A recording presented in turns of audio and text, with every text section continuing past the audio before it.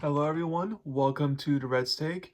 It's that time of the week where I go over my one headliner takeaways from each NFL game. So let's get started with the Thursday Night Football game between the Houston Texans New York Jets. The headline is Don't Give Me False Hope.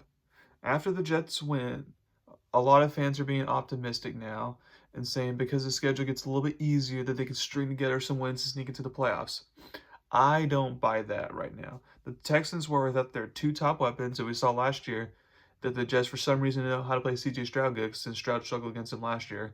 If the Jets can get to 500, then I can take them seriously again. As of right now, don't buy into the false hope. Miami versus Buffalo. You know I'm all about the Bass, Tyler Bass is, a very under. I mean, he's not like a top three kicker like Bucker or Tucker, but he's definitely one of the most underrated kickers in the league. And for the most part, he's been consistent. He made a huge 61-yard field goal to win the game, and basically I have Buffalo win the division at this point. Denver versus Baltimore, still in the rebuild. Broncos fans were starting to get excited since they were on a winning streak, but that was against bad teams, and sure enough, they were shown by a good team that they still need pieces to be a true contender.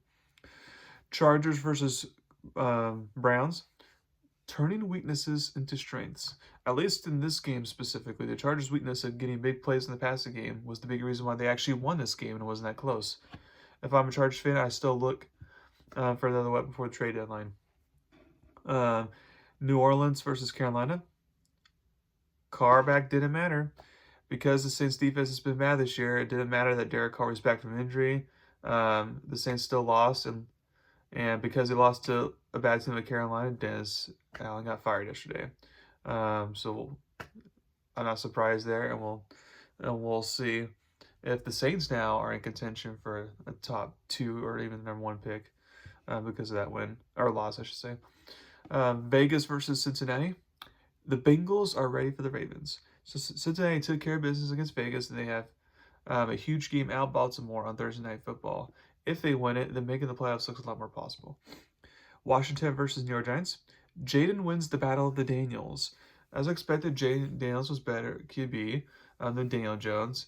And with the reports that a lot of players want to be traded or join Washington right now, shows how many people believe in Jaden Daniels in that franchise right now. Dallas versus Atlanta. I didn't expect to see rush time. Dak got injured early in the second half and was at the Rainbow game. So honestly, Cooper Rush is going to be playing for the next a couple weeks at least because he said Dak's hamstring injury will be out for at least a couple weeks. But honestly, after Rush plays for a couple weeks, we may have another quarterback controversy like we did last time when Rush had to fill in when Dak got injured, just because Dak hasn't been playing well this year and the roster's not good enough to where it doesn't matter who plays quarterback at this point because Dallas just needs to tank at this point, try to get top five pick or something. Uh, New England versus Tennessee. Titans lose out on the number one pick. Unless the Patriots or Jags or Raiders or Carolina or New Orleans, unless they all win multiple games, then I doubt Tennessee will have the number one pick right now. I mean, they still might get a number five pick when it's all said and done, but since they really needed a franchise quarterback, they could use the number one pick, and this win may have cost them that. Chicago versus Arizona. Bears take the R out of run. The Bears' run game, for the most part, has struggled this year, and when Caleb Williams does not have a good run game, the whole offense struggles and looks bad. Jacksonville versus Philly. The Philly effect. It's been impressive that in the last two games, the Eagles dominated, but over the course of the season, they allow teams they should handle to stay in games, and it's something that they got to fix if they want to be a true contender going forward. Detroit versus Green Bay. Are we sure Green Bay plays outdoors? Even though Detroit is an indoor team, Green Bay is an outdoor team. You couldn't tell on Saturday because Detroit didn't let it affect them at all. And since Detroit is a great running team, they're perfect to travel to bad weather conditions and play. Even Goff's not the best outdoor QB. Rams versus Seahawks. Don't mess with the clutch king. After Mahomes, Matthew Stafford is one of, even not the most clutch quarterback in the NFL right now, and displayed again leading the Rams with no Puka Nacua in the second half and overtime to a winning touchdown drive to be a half game behind Arizona for first. Indianapolis versus Minnesota. The Vikings put old Joe to sleep. Even though I said Flacco would be better for the offensive rich as of right now, I did warn that for this game specifically, it wouldn't look that way because the Vikings love the blitz, and with Falco being immobile, that was going to be a bad combination. Or sure enough, I was right about that. And then for last night's Monday Night Football game to Tampa Bay and Kansas City, overtime Mahomes does it again.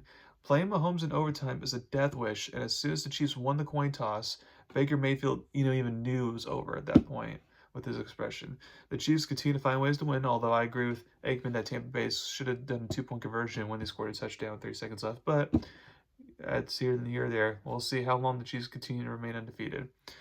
So that's it. As a reminder, the trade deadline in NFL is today.